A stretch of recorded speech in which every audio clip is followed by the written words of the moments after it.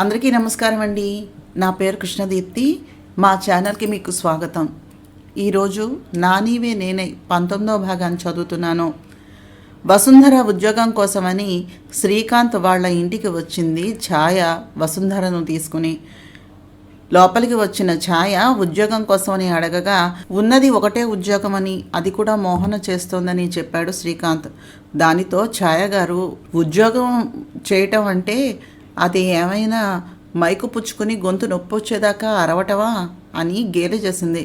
అది విన్న మోహనకు కోపం వచ్చి, ఏమిటి ఛాయ గారు, వచ్చినప్పుడల్లా నన్ను నా వాళ్ళ ముందే అవమానిస్తున్నారు, పైగా ఆ ఉద్యోగం మరెవరో ఇస్తారు అన్నట్టుగా మీరు ప్రవర్తిస్తున్నారు, నాకు ఇదేమీ నచ్చటం లేదు అంటూ కోపంగా శ్రీకాంత్ వైపు చూసి వెళ్ళిపోయింది. ఆమె వెనుకనే కోపంగా చూస్తూ శ్రీకాంత్ కూడా వెళ్ళిపోయాడు. జానకమ్మ ఛాయతోటి ఉంటావుగా అనేసి మీరు కూడా రావచ్చు అన్నట్టుగా భాస్కరం గారి వైపు చూసి కోపంగా వెళ్ళిపోయింది. అంతదాకా నవ్వుతూ తుళ్ళుతూ ఉన్న పరివారం ఒక్కసారిగా తమను అలా వదిలేసి వెళ్ళిపోవటాన్ని చూసిన వసుంధరకి చాలా కోపం వచ్చింది. తల్లిని ఛాయను చూస్తూ, ఏమిటమ్మా నువ్వు, ఏదో తేల్చేస్తాను పొడి చేస్తాను అని అన్ని కోతలు కోసావుగా, ఇప్పుడేమో ఇలా వెర్రిముఖం పెట్టి నిల్చున్నావు అంది ఎత్తి పొడుస్తూ వసుంధర. నాకు మాత్రం ఏం తెలుసే, వీళ్ళంతా ఇలా తయారవుతారని. ఒకళ్ళను ఒకళ్ళు చూపిస్తూ వచ్చిన మనల్ని వదిలేసి వెళ్ళిపోవటం ఏమిటో నాకు అర్థం కాలేదు. అయినా మన పని అయ్యేదాకా మనం వెళతామా ఏంటి? పద, అన్నీ తేల్చుకునే పోదాం ఇంటికి అంది ఛాయ వంకరగా నవ్వుతూ వాళ్ళ ఇంటిలోకి వెళ్తూ. అమ్మా, మరీ అలా ఉంటే బాగుండదేమోని అంది వసుంధర. అలా అయితే పెళ్ళైన శ్రీకాంత్ను మరోలా చూడటం కూడా తప్పేనే, వదిలేస్తామా? నువ్వేమో చదువులో అంటూ చెక్కేశావు. ఆ మోహన అంత చిన్నదైనా శుభ్రంగా టైం చూసుకుని ఆ శ్రీకాంత్ గారిని మడత పెట్టేసింది అంది ఛాయ. ఏంటమ్మా మాట్లాడితే గాడు గాడు అంటావు, శ్రీకాంత్ అని అనలేవా అడిగింది వసుంధర. ముందుకు వెళ్ళబోతున్నదల్లా వెనక్కు తిరిగి వసుంధర నెత్తిపైన ముట్టికాయ వేసి, వాడు చెయ్యి జారితే గాని విషయం తెలియలేదు నీకు, నువ్వు నాకు చెప్పొచ్చావా? ఆ మోహన కాస్త వెళ్లేలోగా నీకు ఉద్యోగం ఉంది అని అనిపించుకో. సిగ్గు ఎగ్గు అనుకుంటే ఉద్యోగాలు ఉండవు. ఆ శ్రీకాంత్ వాళ్ళ నాన్న భాస్కరు నాకు దూరపు బంధువు. మీ నాన్నకులాగే మా నాన్నకి కూడా బుర్రలో మెదడు ఉండేది కాదు, మోకాళ్ళల్లో ఉండేది. ఈ భాస్కర్ గారికి అవసరమైన సమయంలో డబ్బుకి ముఖం చూసుకొని మా ఇంటికి రానివ్వలేదు. తీరా చూస్తే వాళ్లకు వచ్చింది వాళ్ళ ఇంట్లో ఆడదిక్కు పోయిందనే కష్టమే తప్ప బిజినెస్లో నష్టం కాదని తర్వాత ఎప్పటికో తెలిసింది. కానీ అప్పటికి మాత్రం ఉపయోగం ఏముంది? ఆ తర్వాత నేను మా అమ్మ ఎంత కష్టపడ్డా భాస్కర్ మా ఇంటికి అల్లుడు కాలేదు. నిజం చెప్పాలంటే భాస్కర్కి నాకు వరస ఏమీ కాదు. అవసరాన్ని బట్టి పిలుస్తూ ఉండేదాన్ని. నిన్ను ఆ శ్రీకాంత్ గాడికి పెళ్ళాన్ని చేయాలని ఎంత తాపత్రయపడ్డా పరిస్థితి ఏమాత్రమూ మెరుగు కాలేదు. ఏ రాత వేసుకుని పుట్టిందో ఆ మోహన కాస్త వాడి పెళ్ళామై కూర్చుంది. కనీసం ఇప్పటికైనా కళ్ళు తెరిచి అవసరాన్ని బట్టి అల్లుకుపోవాలి, అంతేగాని అక్కర్లేని వేషాలు వేస్తే పొట్ట నిండదు అంది కూతుర్ని ఎగతాళిగా చూస్తూ ఛాయ. నాకు ఇన్ని చెప్పి ఇంత కామెంట్ చేసి నువ్వు మాత్రం ఏం చేశావమ్మా? ఆ భాస్కర్ గారు నీ వైపు ఏమీ రాలేదు కదా అంది తాను కూడా తగ్గకుండా తల్లిని ఎత్తి పొడుస్తూ వసుంధర. నోరు మూసుకుని చెప్పినట్టు వింటే కనీసం నువ్వైనా బాగుపడతావు. ఆ పిచ్చిది మోహనకి పైత్యం ఎక్కువయ్యి శుభ్రంగా సంపాదించే శ్రీకాంత్ లాంటి మొగుడు ఉన్నా అనుభవించకుండా చదువులు పాటలు ఆటలు అంటూ వెర్రి తిరుగుళ్ళు తిరుగుతూ ఉంది. మొగుడిని కొంగున కట్టుకునే తెలివితేటలు దానికి ఏమాత్రమూ లేవు. శుభ్రంగా ఒక కొడుకో కూతురో పుడితే ఇంత ఆస్తికి మొదటి వారసుడు దొరుకుతాడు కదా. వాళ్ళ వెర్రితనమే మనకి అవకాశాన్ని ఇస్తుంది. ఆ పిచ్చిది ఇంకా చిన్నదే. నువ్వు కాస్త నీ జానతనాన్ని చూపించావా, ఈ ఆస్తికి మొదటి వారసుడిగా నీ కొడుకు ఉంటాడు. అదే జరిగితే ఈ ముసల్ది ఆ ముసలాడు ఎవ్వరూ ఏమీ చేయలేరు. ఆ మోహన నోరు మూసుకుని దానికి రావాల్సింది పంచుకుని వెళ్ళిపోవటం తప్ప ఏమీ చేయలేదు. పిల్లలు అంటూ పుడితే శ్రీకాంత్ గాడి తలలో జేజమ్మ కూడా దిగి రావాల్సిందే. వాడు వాడి బంధువులు ఎంత. ఎలాగో ఆ మోహన రేపో ఎల్లుండో బయలుదేరి వెళ్ళిపోతుంది. కాస్త నువ్వు దృష్టి పెడితే ఈ శ్రీకాంత్ ఎంత అంటూ నవ్వింది ఛాయ. ఏమో అమ్మా, నాకు మాత్రం చాలా భయం వేస్తోంది అంది వసుంధర. చూడు, భయపడుతూ ఉంటే మిగిలేది కేవలం బూడిద. కాస్త ధైర్యం చేశామా జీవితాంతం మనము మన పిల్లలు మనవలు కూడా సుఖంగా తిని కూర్చుని అనుభవించవచ్చు అంది ఛాయ. ఛాయా వాళ్ళు ఇలా ఉంటే మోహన కోపంగా రుసరుసలాడుతూ నడవటం చూసిన శ్రీకాంత్, ఏ పిల్ల నిన్నే అంటూ ఆమె వెనక నడవటం మొదలుపెట్టాడు. ఆగవే రాక్షసి అంటూ మోహన చెయ్యి పట్టుకుని ఆపి, ఇప్పుడు ఇక్కడ నేను చేసిన తప్పని ఏమిటి చెప్పు? ఆ సూర్యకాంతాన్ని ఛాయాదేవిని నేనేమైనా రమ్మన్నానా? కూర్చుని వచ్చిన వాళ్ళను ఎంటర్టైన్ చేశానా? అడిగాడు మోహన గడ్డం పట్టుకుని బతిమలాడుతున్నట్టుగా శ్రీకాంత్. సూర్యకాంతం అనగానే మోహన నవ్వేసింది. ఏం నవ్వవే రాక్షసి, అయినా నన్ను వదిలిపెట్టి వెళ్ళాలంటే నీకు అంత ఆనందం ఏమిటే? అడిగాడు శ్రీకాంత్ మోహన నడుము చుట్టూ చేతులు వేసి దగ్గరకు లాక్కుంటూ. ఏంటి మావయ్య, నేను కాబట్టి ఉండిపోయాను, కానీ అదే ఇంకెవరైనా అయితే కనీసం 4 రోజుల ముందే వెళ్ళిపోయేవారు పుట్టింటికి. ఎలాగో పెళ్ళికి కళ్యాణి పిన్ని వాళ్ళ పిల్లలు రమ్య రాజీవ్ కూడా వస్తారు కదా అంది మళ్ళీ శ్రీకాంత్ను ఒప్పించాలని ప్రయత్నం చేస్తూ మోహన. వాళ్ళు వస్తే ఏంటట, నువ్వు మాత్రం అప్పుడే వెళ్ళొద్దు, నేను నువ్వు కలిసి వెళ్దాం కావాలంటే అన్నాడు శ్రీకాంత్ మళ్ళీ మొదటికొస్తూ.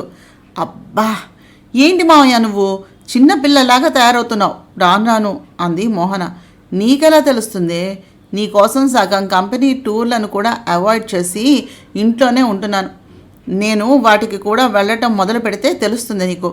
మొగుడు ముఖం చూడకుండా ఉండటం ఎంత కష్టమో పెళ్ళైనప్పటి నుంచి చూస్తున్నాను. ఎక్కడో ఒక చోటకి బొంగరంలా తిరుగుతూనే ఉన్నావు.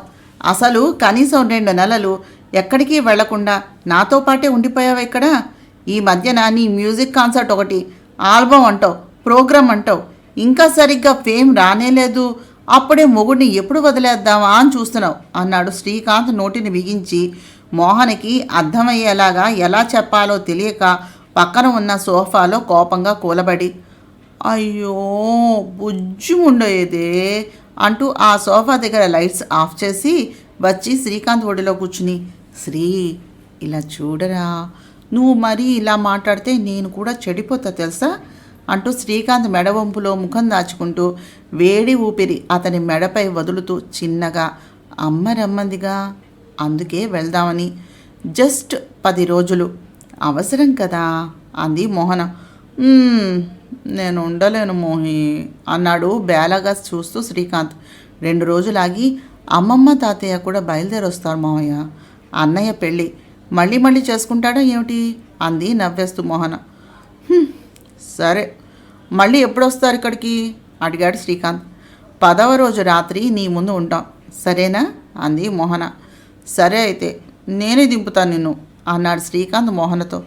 అబ్బా నువ్వు ఒప్పుకున్నావు, నాకైతే అదే చాలు బాబు అంది అలసిపోయిన దానిలాగా ఎక్స్ప్రెషన్ ఇస్తూ మోహన. నీకు బాగా గారం ఎక్కువైందే, గట్టిగా మొగుడంటే భయం కూడా లేకుండా పోయింది అంటూ మోహన మెడ మీద కందిపోయి గుర్తు కనిపించేలాగా కొరికేశాడు శ్రీకాంత్. అంటూ చిన్నగా అరిచింది అనుకోని ఈ సంఘటనకు మోహన. అప్పుడే లోపలికి వస్తున్న ఛాయా వసుంధరలు ఆ అరుపును విన్నారు. ఎవరిది?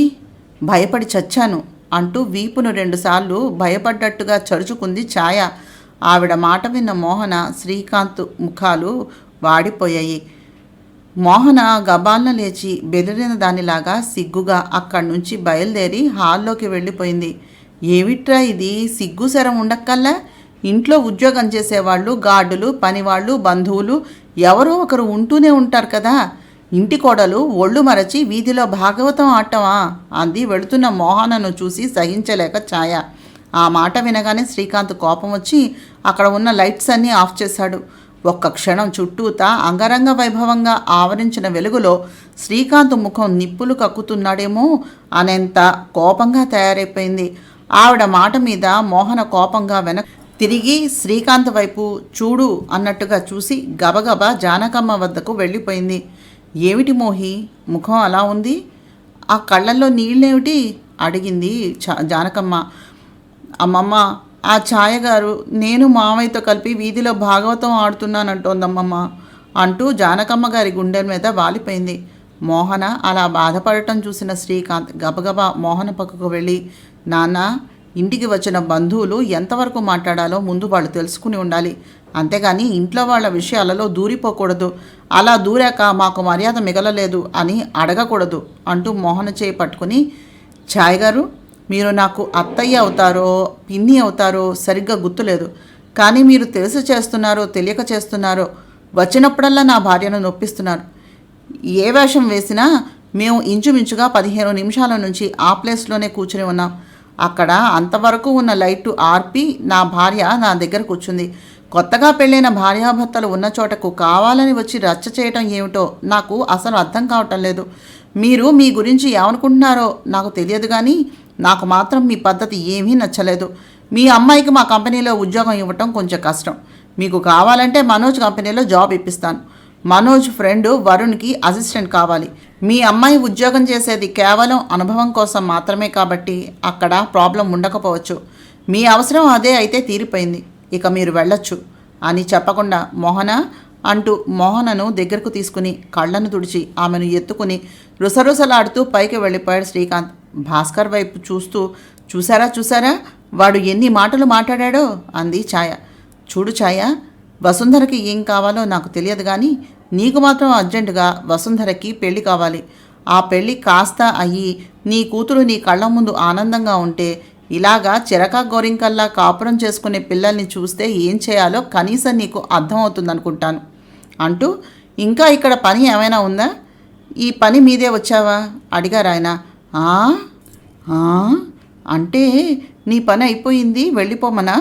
ముసలోడు తక్కువవాడేమీ కాదు అని మనసులో అనుకుంటూ, మా వారు బిజినెస్ పని మీద బెంగుళూరు వెళ్ళారు, అందుకని ఓ 2 రోజులు ఇక్కడే ఉండిపోతామని వచ్చాను అంది ఛాయ దొంగ నవ్వులు నవ్వుతూ.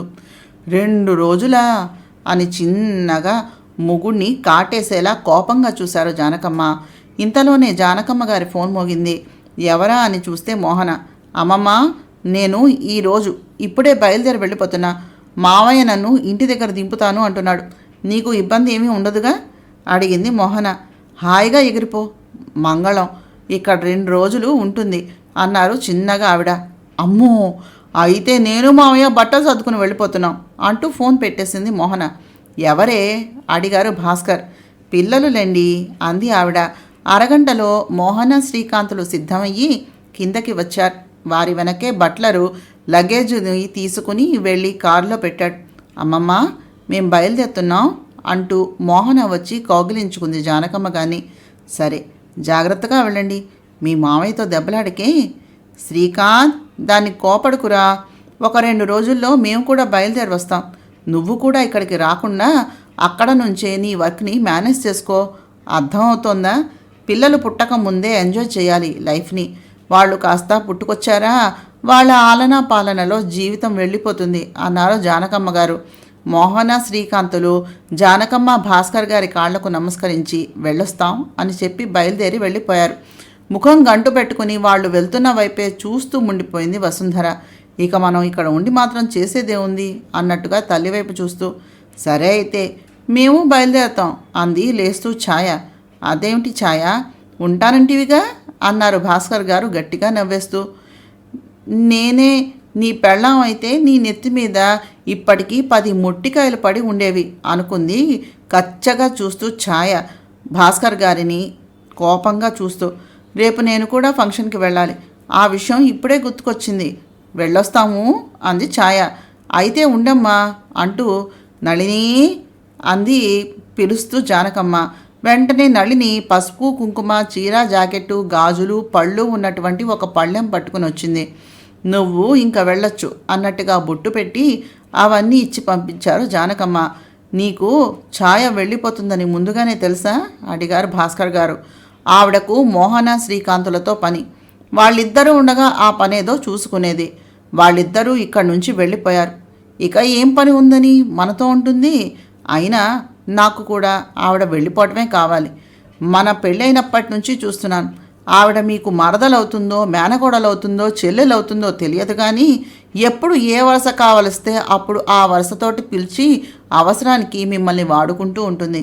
ఈ మధ్య మిమ్మల్ని మీ వరసను చూస్తున్నాను కదా, ఏమిటో ఆవిడ రావటమే తెగ తిప్పుకుంటున్నారు అంది మొగుడితోటి పరాచకాలు ఆడుతూ జానకమ్మ. రామ రామ, ఈ వయసులో నాకు దానిని చూసా జానకి, అన్యాయమే అన్నారు గుండెల మీద బాదుకుంటూ భాస్కర్ గారు. ఆయన ఎక్స్ప్రెషన్ చూసి పకపక నవ్వేశారు ఆవిడ. కూతురు తమ్ముడు ఇంటికి బయలుదేరారు అని తెలిసిన క్షణం నుండి కస్తూరి గారి ఆనందానికి హద్దు లేకుండా పోయింది. ఇల్లంతా అంగరంగ వైభవంగా అలంకరింపజేసి వాళ్ల గదిని సర్దించి అవసరం అని అనిపించిన ఏర్పాట్లు అన్నీ చేసి ఆనందిస్తూ ఉండగా చూసినటువంటి కృష్ణమూర్తి గారు, ఏమిటి ఈ చాదస్తం కస్తూరి, అది దాని ఇంటికే వస్తోంది, ఎవరో గెస్టులు వస్తున్నట్టు ఏమిటి ఈ హడావిడి అన్నారు కస్తూరిని పట్టుకుని గుండెలకు ఆనించుకుని సేద తీరుస్తూ. ఏమీ లేదండి, చిన్నప్పటి నుంచి పిల్లను అమ్మ దగ్గరే ఉంచేశాను. ఏవో కారణాలు చెప్పి వాడికే కట్టబెట్టేశాం. పిల్ల పెద్ద మనిషి అయినది అమ్మ దగ్గరే. ఆ వంక ఈ వంక చెప్పి దాని పెళ్ళి కూడా అక్కడే చేశాం. కనీసం ఇంజనీరింగ్ పూర్తి అయినా కాకుండా పెళ్లి చేయవలసి వచ్చింది. ఈ మధ్యన ఆ ఛాయగారు కలిసినప్పుడల్లా పిల్ల ఇంకా శుభమస్తు చెప్పలేదు అంటూ నలుగురిలోనూ అడగటం మొదలుపెట్టిందట. శ్రీకాంత్ అమ్మ ఎంత నచ్చజెప్పినా పిల్ల మనసులో ఉన్న కష్టాన్ని కనీసం నాతో కూడా పెదవి విప్పి చెప్పుకోలేదు. ఏమిటో నా బాధ్యత నేను తల్లిగా దాని యందు పూర్తిగా నెరవేర్చలేదేమో అనిపిస్తోంది. ఎంత కష్టం వచ్చినా పిల్లను మన దగ్గరే ఉంచుకోవాల్సింది. ఏమిటో ఇప్పుడు బాధపడి మాత్రం ఏం ఉపయోగం అంది కస్తూరి భర్త గుండె మీద అలాగే వాలి బాధగా. కస్తూరి, ఏ ఆడపిల్ల కూడా తన కుటుంబాన్ని 100% సంతృప్తిపరచలేదు. ఒక్కొక్కటి ఎంచుకుని చూస్తూ పోతే గృహిణిగా మారిన ఆడపిల్ల అన్నం తినడానికి కూడా సమయం ఉండదు. ఈ బాధ భరించే వారికి తప్ప వారి భర్తలకు కూడా అర్థమయ్యే పరిస్థితి లేదు. నీ ఆరోగ్యం పాడయి నువ్వే నాకు మిగులుతావో లేదో అని బెంగపెట్టుకున్న సమయం, నిన్ను భర్తలా కాకుండా తండ్రిలాగా చూసుకున్న సమయం. ఆ చిన్నపిల్లను మనం ఏం పెంచగలం? అర్థం చేసుకున్నారు కనుక అత్తగారు పాపను తీసుకుని వెళ్ళారు. తల్లి మమకారంతో నీకు అనిపించవచ్చేమో, కానీ నా భార్య ప్రవర్తనలో వీసం అంత తప్పుని కూడా నేను చూడలేదు. పెళ్ళైన మొదటి క్షణం నుండి నువ్వు నాకు తల్లివి, భార్యవు కూడా అయ్యావు. ఈ విషయం గుర్తించలేని భర్తల భార్యలు గృహిణులుగా ఉండడానికి కూడా భయపడి ఈ బాధ్యతలను నిర్వర్తించలేక ఏ చిన్న ఉద్యోగం దొరికినా సరే అని ఇంటి గడప దాటేస్తున్నారు. ప్రతి గృహిణికి ఆమె వంతు గౌరవం ఆమెకు దక్కినప్పుడే ఇల్లు ప్రశాంతంగా ఉండగలుగుతుంది.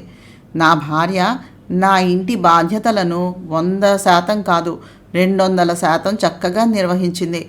నువ్వు అనవసరంగా మనసుని కష్టపెట్టుకోక మోహన వచ్చాక కళ్ళ వెంట నీరు రాకుండా చక్కగా దానిని అత్తింటికి పంపించు.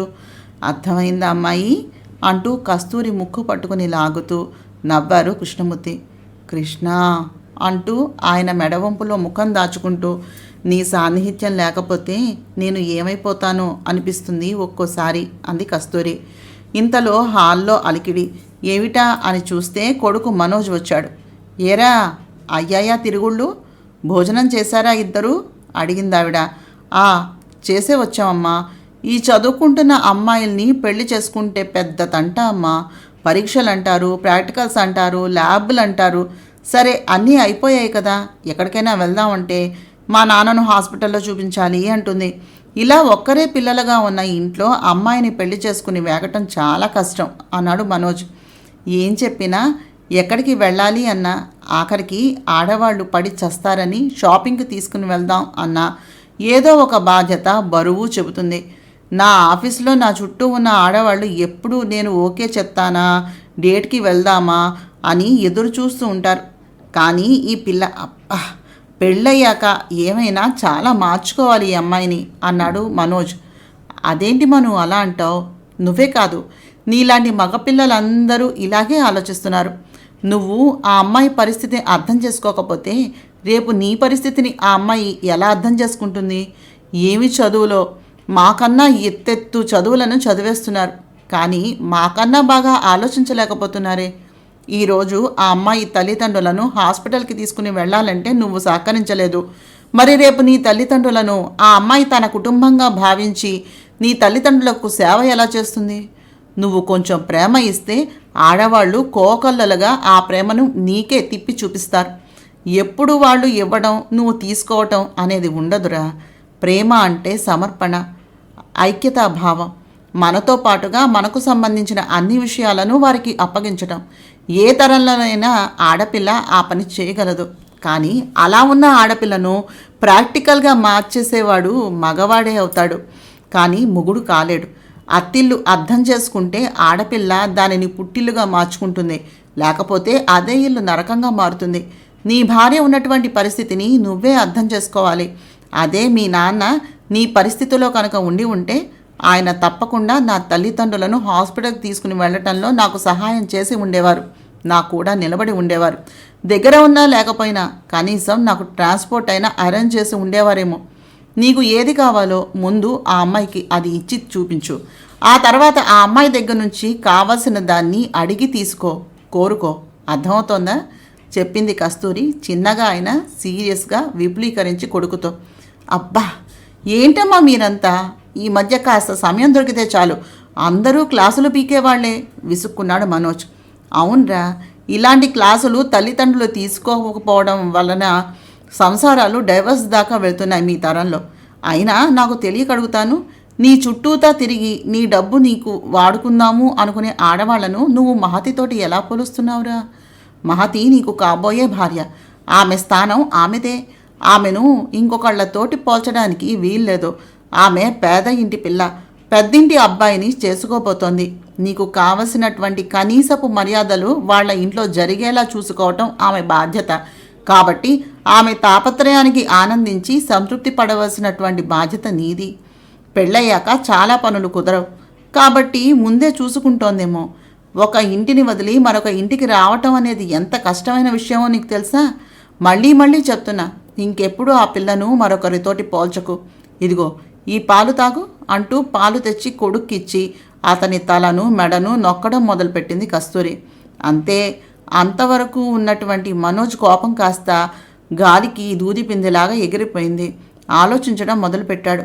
అప్పుడు చిన్నగా కొడుకుకి చెప్పడం మొదలుపెట్టింది కస్తూరి. చూడు కన్నా, ప్రతి దేశంలోనూ పెళ్లి గురించి మాట్లాడితే హనీమూన్కి ఎక్కడికి వెళ్తున్నారు అని అడుగుతారు. కానీ ఇండియాలో మాత్రం ముహూర్తం ఎన్నింటికి, అబ్బాయి ఏం చేస్తున్నాడు, వధువు ఎవరు అని అడుగుతారు. కారణం ఏమిటో తెలుసా?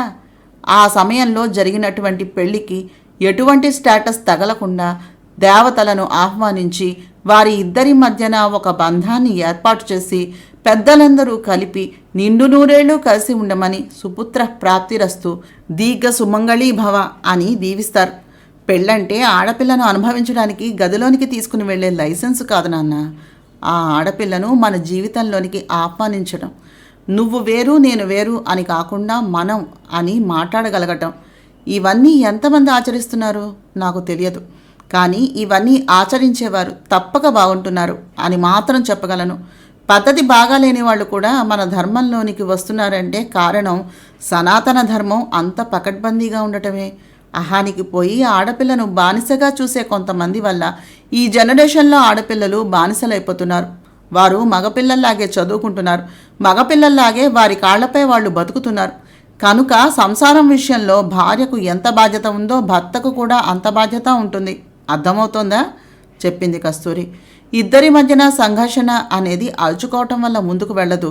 చిన్నగా మెత్తగా చెప్పడంతో ఆలోచించేటటువంటి శక్తి పక్కవారికి వస్తుంది.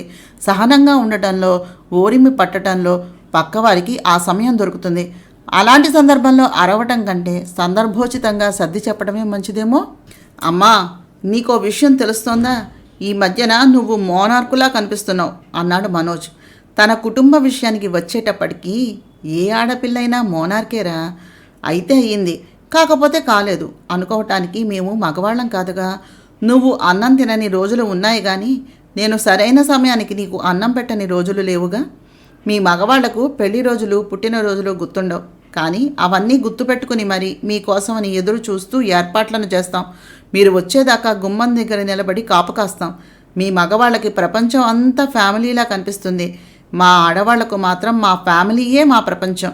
అందుకే ఒక మోనార్కుకి ఇంకో మోనార్కుతో పడదు. ఆఖరికి అది అమ్మ కూతురు అయినా సరే.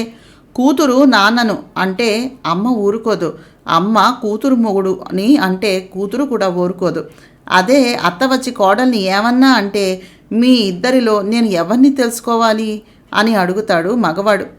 ఈ చిన్న విషయం అర్థం చేసుకుంటే ఏ అత్త కోడల్ని మాటలు అనదు.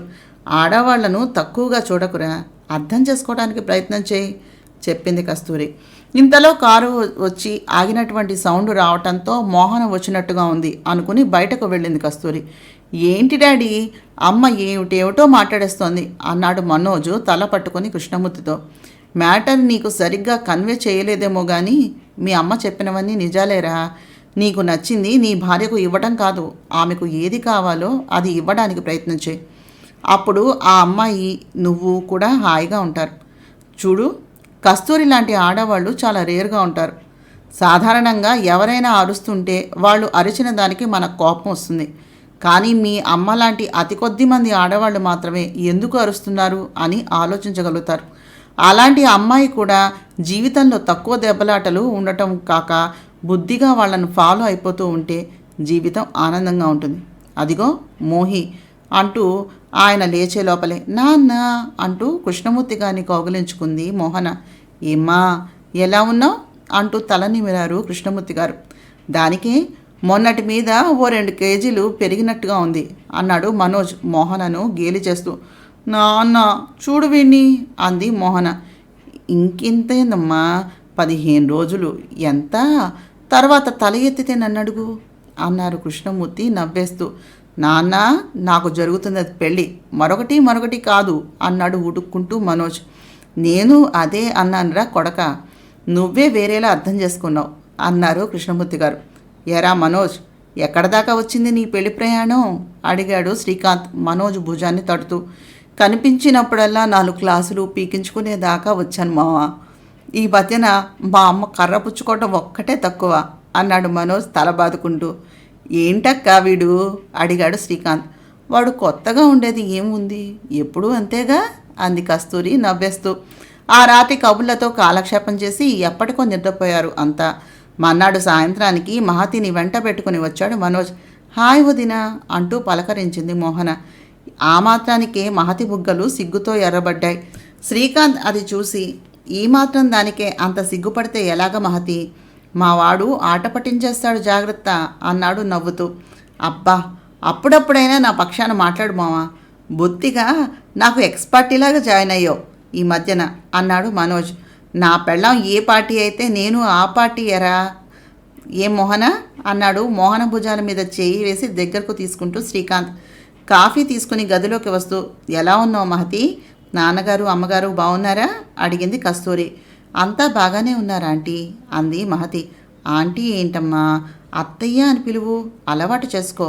నాకేమన్నా 10 మంది కొడుకులు ఉన్నారా ఏమిటి, ఉన్నది ఒక్కడు, వచ్చేది ఒక్క కోడలు, నోరారా అత్తయ్య అని పిలవాలి. అన్నట్టు రేపు మీ మావయ్య గారు నీకు మోహనకి బంగారం తీసుకుంటాను అన్నారు. మేము మీ ఇంటికి వచ్చి తీసుకుని వెళ్తాం, కాస్త రెడీగా ఉండమ్మా చెప్పింది కస్తూరి. అందరికీ కాఫీలు ఇచ్చి తాను తీసుకుంటూ, అసలు విషయం అడగటమే మర్చిపోయాను, నీకు వంటలు వచ్చా మహతి అడిగింది కస్తూరి. పర్లేదత్తయ్య, అయినా మెల్లగా నేర్చుకుంటాను చెప్పింది మహతి. కంగారు ఏమీ లేదు, మా వాడికి కూడా వంట ఏమీ రాదు. మోహన కూడా ఈ మధ్యనే వంట నేర్చుకుంది, దాందే ఉంది, అదే వస్తుంది. మీరంతా మాట్లాడుకుంటూ ఉండండి, నేను గుడికి వెళ్ళి వస్తాను అంటూ బయలుదేరి వెళ్ళిపోయింది కస్తూరి. అక్కడ నుంచి వెళుతున్న కస్తూరి వైపు అలా చూస్తూ ఉండిపోయింది మహతి. ఏంటి మహతి అలా చూస్తున్నావు అమ్మని అడిగింది మోహన కస్తూరిని చూస్తూ ఏదో ఆలోచిస్తూ ఉన్న మహతిని. ఏమీ లేదు అత్తయ్య, సంథింగ్ డిఫరెంట్ మోహన, అదే ఆలోచిస్తున్నా. నీకు తెలుసా, నా చుట్టూ ఉన్నటువంటి మిడిల్ క్లాస్ అత్తగారు, కొంచెం ఉన్నవాళ్ళ అత్తగారులు ఎవ్వరూ మీ అమ్మలా లేరు. పెళ్లి చూపుల నుంచి అత్తగారి జులుం చూపిస్తూ ఉంటారు, అదే అత్తయ్యలో వింతగా కనిపిస్తోంది నాకు చెప్పింది మహతి. అదేమంటే పెళ్లి సమయానికి అమ్మకు కనీసం నాన్నతో ఎలా ఉండాలో కూడా తెలియదట. ఊరికే ఇద్దరు కొట్టుకుంటూ ఉండేవాళ్ళట. ఆ సమయంలో మా నాయనమ్మ దగ్గర ఉండి అమ్మకు అన్ని విషయాలు వివరంగా చెప్పేదట, ఒక స్నేహితురాళ్ళలాగా. తాతగారు అమ్మను అల్లారు ముద్దుగా పెంచారు. ఉద్యోగం తప్ప ఏమీ లేని నాన్నగారు అమ్మను ప్రేమించి పెళ్లి చేసుకుని, తాతగారు అమ్మ వాటాగా వచ్చినటువంటి ఇంటిలో కాపురం పెట్టారు. అమ్మకు తెలియనటువంటి విషయం ఏమిటంటే, నాన్నగారు దానికి అద్దె కూడా చెల్లించేవారట. వారి ఇరువురి మధ్యన డబ్బుకు సంబంధించిన లావాదేవీలలో చాలా సున్నితమైనటువంటి విషయాల్లో గొడవలు జరిగేవి. ఎలా అంటే, నాన్న అమ్మ డబ్బు తన డబ్బులా వాడేవాడు కాదు, అమ్మ వాడమని నాన్న ఆత్మాభిమానం అని. కానీ నాయనమ్మ వాటన్నింటినీ వాళ్లకు అర్థమయ్యేలాగా వివరంగా చెప్పేది. ఎంతగా అంటే ఎదుటివారు తమ తప్పును తామే తెలుసుకుని ఆ తెలిసిన తక్షణం మరొకరికి క్షమాపణ చెప్పేలా ఉండేది ఆమె పెద్దరికం. సహజంగా ఆడవాళ్ల మధ్యన ఆ భద్రతాభావం వల్లనే ఈ గొడవలు ఉంటూ ఉంటాయి. కోడలు వచ్చినంత మాత్రాన మనకు ఇబ్బంది ఏమీ ఉండదు అని తెలిసిన అత్త హాయిగా కొడుకును కోడల్ని కళ్ళల్లో పెట్టుకుని చూసుకుంటుంది. ఎందుకంటే తర్వాత చంటి పాపలా వాళ్ళ చేత సేవలు చేయించుకునేది తానే అని వాళ్లకు కూడా బాగా తెలుసు కాబట్టి. ఒక రకంగా ఆలోచించు, అత్తగారి చేత 6 పడ్డ ఏ కోడలు తరువాత భవిష్యత్తులో ఆ అత్తగారికి చాకిరీ చేయాలి అని అనుకోదు. ఒకవేళ చేసినా ఆ అత్తో మామో తినే సమయాల్లో దెప్పుతూ ఆ ముద్ద గొంతు నుంచి కిందకు దిగకుండా మాట్లాడగలదు. కాబట్టి కాస్త తెలివి ఉన్న ఏ అత్త మామలు అయినా కోడల్ని కూతురు కన్నా బాగా చూసుకుంటారు కదా, అర్థమైందా అంటూ చెప్పుకొచ్చింది. వెనుకనే ఉండి వీళ్ళ మాటలు వింటున్న శ్రీకాంత్, వావ్ మోహి, ఏం చెప్పావు అన్నాడు. అతని వైపు నువ్వు నా మాటలు ఎందుకు వింటున్నావు అన్నట్టుగా చూసి, ఏం చెప్పాను నేను అడిగింది మోహన. తక్షణం శ్రీకాంత్ తెల్ల జెండా ఊపి సారీ అనేసాడు కాస్త తగ్గి. శ్రీకాంత్ ముఖాన్ని చూసి నవ్వేస్తూ, అన్నయ్య మీ ఆవిడ ఇక్కడ వెయిటింగ్ అంటూ శ్రీకాంత్ చెయ్యి పట్టుకుని లాన్లోకి బయలుదేరుతూ, అవును వసుంధర ఎక్కడ తేలింది అడిగింది కోపంగా. ఇది మరీ బాగుంది, నాకెలా తెలుస్తుంది అడిగాడు శ్రీకాంత్. పోనీ ఇవ్వచ్చు కదా మావయ్య ఉద్యోగం ఏదో అడిగింది మోహన. మోహిని, నేను ఒక బిజినెస్ మ్యాన్ని. మనిషితో కాసేపు మాట్లాడితే అతని ప్రవర్తన గురించి విశ్లేషించగలగాలి, లేకపోతే అది నా అనుభవ లోపం అవుతుంది. చిన్నప్పటి సంగతులు వదిలేసాయి. నాకు ఇప్పటి వసుంధర మీద సదభిప్రాయం లేదు, అంతే. నీ కొత్త ఆడియో ప్రిపరేషన్ ఎంత దాకా వచ్చింది? మీ గ్రూప్ అంతా ఫాలో అప్ అవుతున్నారా? ఏదైనా కావాలి అంటే ఆలోచిస్తూ కూర్చోక విషయం ఏమిటో నాకు చెప్పమను. లేటెస్ట్ ఇన్స్ట్రుమెంట్స్ గ్యాడ్జెట్స్ కావాలంటే నాతో చెప్పక్కర్లేదు, ఆర్డర్ పెట్టేసాయి చెప్పాడు శ్రీకాంత్. సరే తల ఊపింది మోహన. ఇంతకీ ఏమిటి కథ? పెళ్లికి ముందు నువ్వు నాతో అంత కూల్గా ఎప్పుడైనా ఉన్నావా? మీ మహతిని చూసి నేర్చుకో అన్నాడు శ్రీకాంత్. చా, నువ్వు మా అన్నయ్యలాగా నెక్లెస్లు చీరలు కొన్నావా? నా ఫ్రెండ్ని చూసి సొల్లు కబుర్లు చెప్పడానికి ప్రత్యేకంగా ప్రయత్నం చేస్తూ ఉండేవాడివి అంది మోహన కోపంగా. అబ్బా శాంతి శాంతి, వద్దు, ఆగిపో, అక్కడే ఆగిపో, కాస్త చనువిస్తే వదలవు అన్నాడు శ్రీకాంత్ మూతి బిగించి. అద్ది అలారా దారికి అంటూ హాల్లో సోఫాలో కూలబడి శ్రీకాంత్ ఒడిలో తల పెట్టుకుని, చెప్పు ఇంకేమైనా అడిగింది మోహన. నా నీవే నేనై నవల 19వ భాగాన్ని చదివాను. నా ప్రయత్నం మీకు నచ్చినట్లయితే తప్పకుండా మా ఛానల్ సబ్స్క్రైబ్ చేసి షేర్ చేసి లైక్ చేసి కామెంట్ చేయండి. తప్పకుండా మీ కామెంట్స్ మాకు తెలియజేయండి. అలాగే సబ్స్క్రైబ్ చేసుకోండి.